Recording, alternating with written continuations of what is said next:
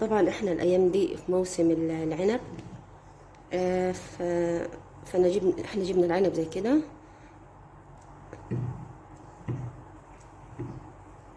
حبيت استغل معاكم الفكرة دي، اني اشيل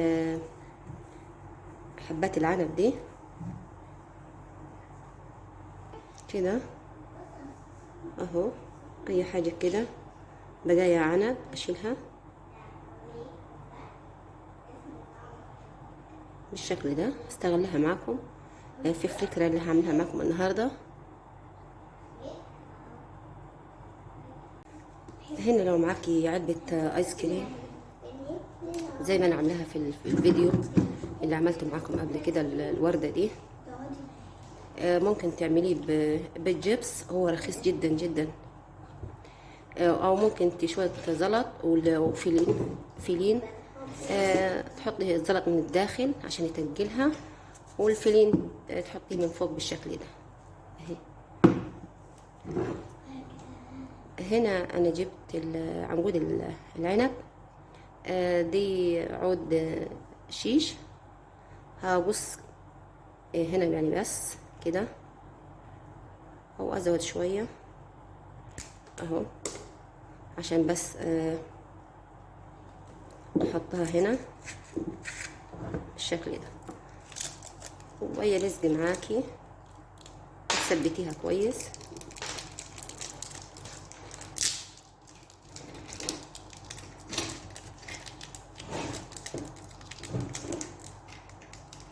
كده.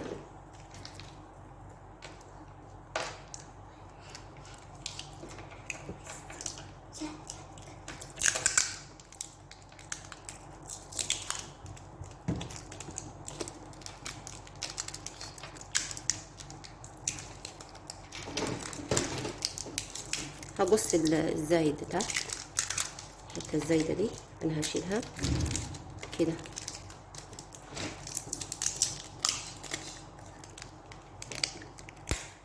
اهي بالشكل ده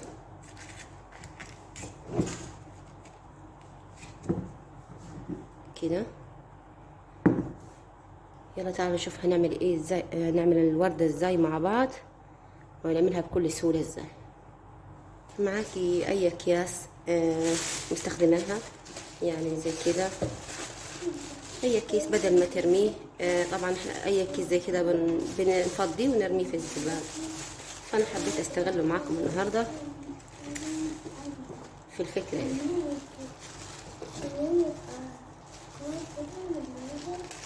هعمل دواير من الكيس البلاستيك، نشوفها مع بعض.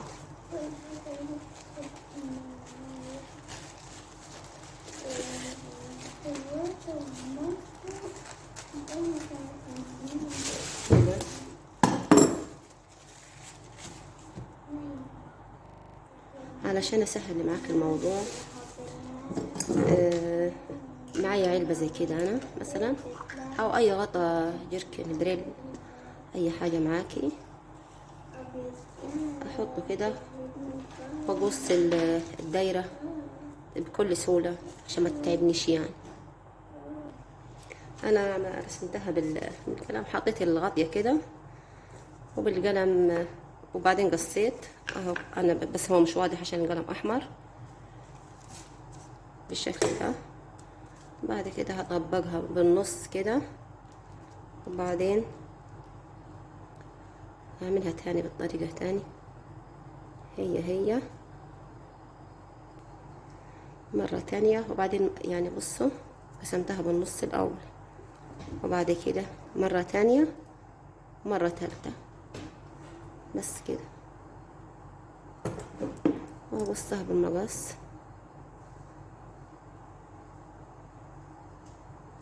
كده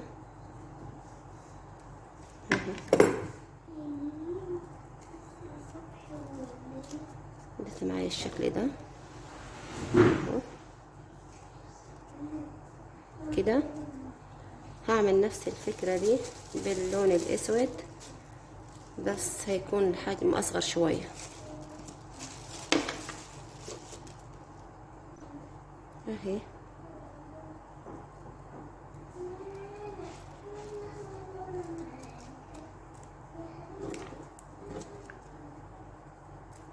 كده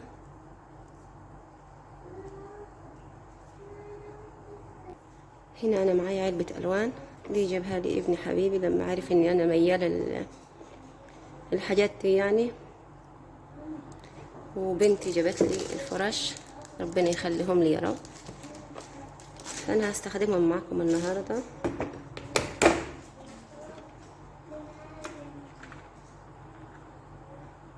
هاخد اللون الموف،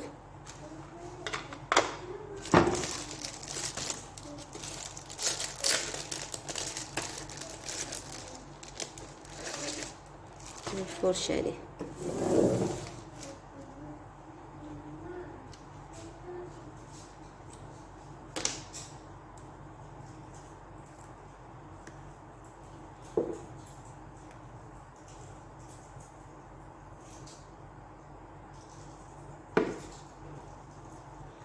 هجيب اللون الابيض ده استخدم بايدي هنا بس كده.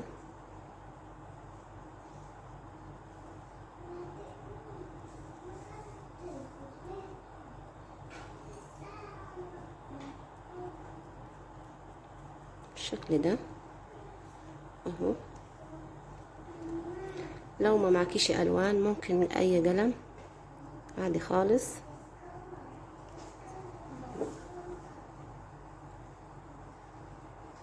قلم الوان يعني ايا كان النوع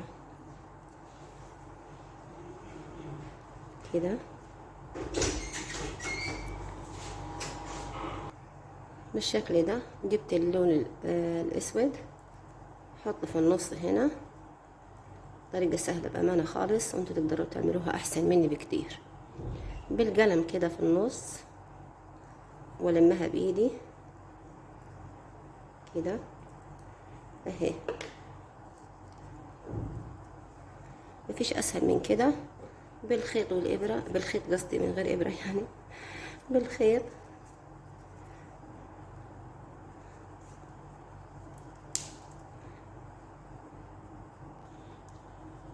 بالخيط كده، وهلفها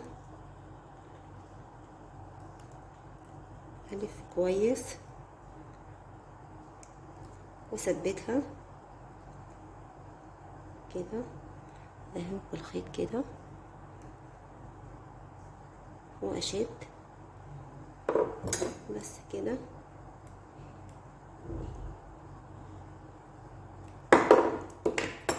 اهي. ونظبطها بالشكل ده. طريقة سهلة وفي دقيقة واحدة عملتها، واقل من دقيقة كمان، بسيطة جدا. اعمل كمية نفس الفكرة دي. هنا انا عملت كمية زي كده. بعد كده جبت خلة اسنان وبالشمع كده، حاجة بسيطة خالص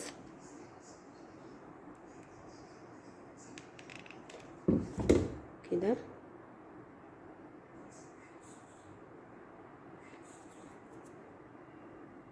اهي. اسيبها تنشف. هنا بعد ما نشفت اخدت اللون الاصفر كده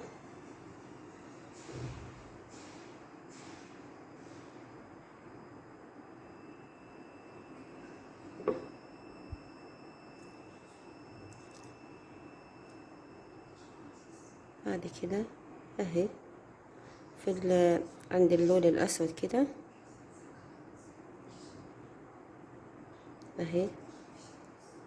بصوا دي هتكون اوضح.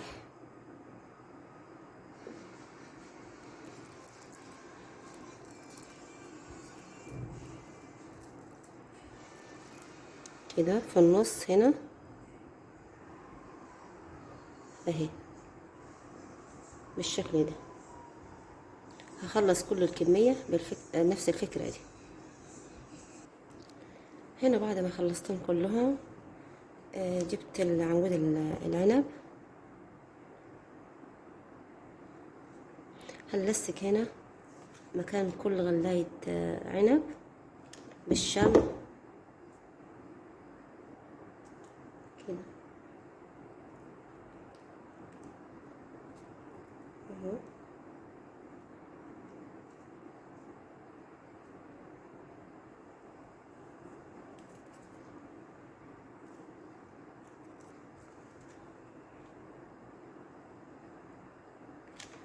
شكلها هيبقى جميل جدا.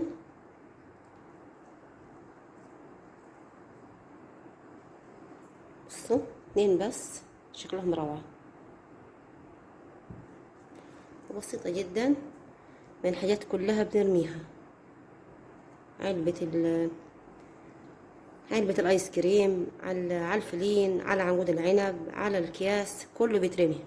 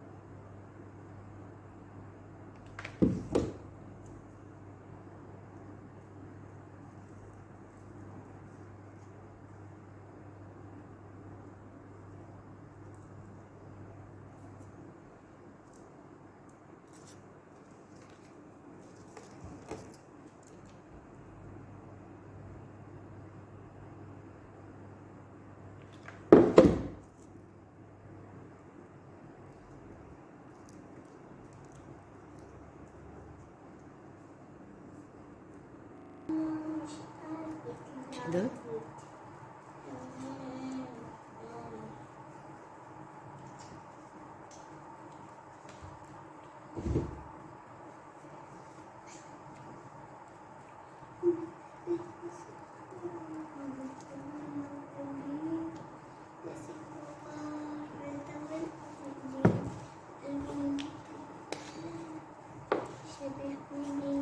والفلين ده انا هديله برضو هنا اداري الابيض ده انه باللون الاخضر كده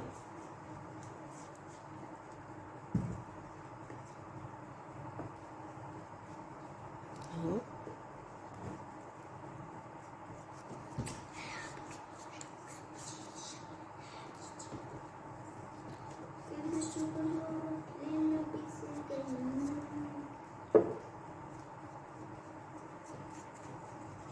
سهلة جدا جدا بأمانة خالص، يعني انتوا لما تشوفونها بعملها هتأكدوا من كلامي انها سهلة، تقدروا تعملوها احسن مني بكتير.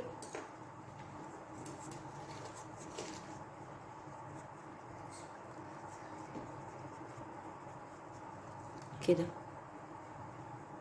اوكي